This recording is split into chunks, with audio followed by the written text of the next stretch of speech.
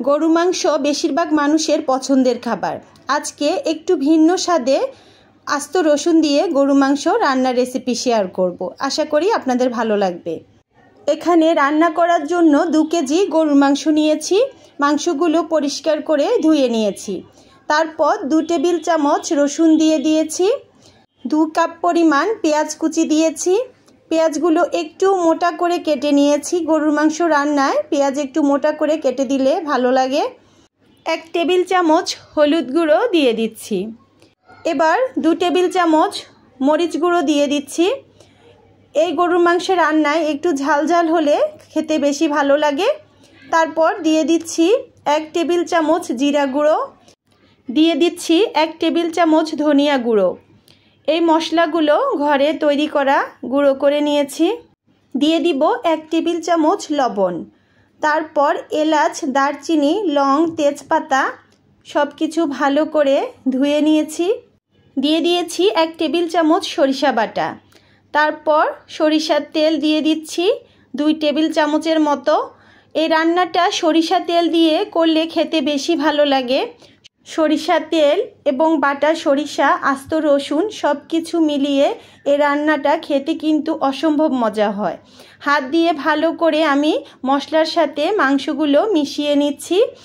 30 মিনিটের মতো ঢাকনা দিয়ে রেখে দিব রেস্টে। 30 মিনিট পর মাংসগুলো রান্নার জন্য চুলায় বসিয়ে দিব। আগুন অবশ্যই হাই হিটেই রাখবো। হাই হিটে রেখেই মাংসগুলো রান্না করব।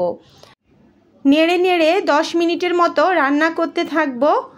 ঢাকনা দিয়ে নেড়ে নেড়ে রান্না করব। কিছুক্ষণ পরপর নেড়ে দিতে হবে যেন যে পানিটা আছে পুরোপুরি শুকিয়ে যায়।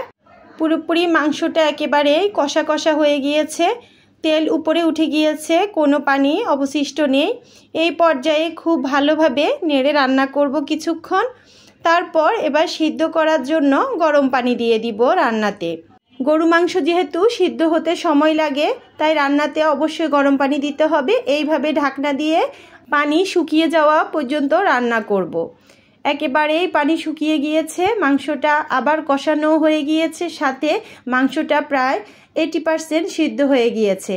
এই পর্যায়ে আবার রান্নার জন্য গরম পানি দিয়ে দিব আর দিয়ে দিব আস্ত 4টা রসুন। পরিষ্কার করে রসুন ধুয়ে নিয়েছি। এবার মাংসে দিয়ে দিব এবং সিদ্ধ হওয়া পর্যন্ত রান্না করব। ঢাকনা দিয়েই রান্না করতে হবে, সাথে মাংসটাও 20% সিদ্ধ হয়ে যাবে, সাথে রসুনও সিদ্ধ হয়ে যাবে। রসুন দিয়ে এইভাবে মাংস রান্না গরম ভাতের সাথে খেতে কিন্তু অসম্ভব মজা লাগে। সব সময় কিন্তু একই রকম রান্না ভালো লাগে না, একটু ভিন্ন স্বাদের হলে খেতে ভালো লাগে। রসুন সম্পূর্ণ সিদ্ধ হয়ে গিয়েছে, এবার রান্নাটা নামিয়ে নিব। এইভাবে যদি কখনো মাংস রান্না না করে থাকেন অবশ্যই করবেন, আশা করি অনেক বেশি ভালো লাগবে। রেসিপিটি ভালো লেগে থাকলে বেশি বেশি করে লাইক, কমেন্ট, শেয়ার দিবেন। আপনাদের এক একটি লাইক, কমেন্ট, শেয়ার অনেক বেশি অনুপ্রেরণা দেয় আমাকে, তাই সব সময় সাথে থাকবেন। সবাই সুস্থ থাকবেন, ভালো থাকবেন। আজকের জন্য এখানেই বিদায় নিচ্ছি। ধন্যবাদ সবাইকে।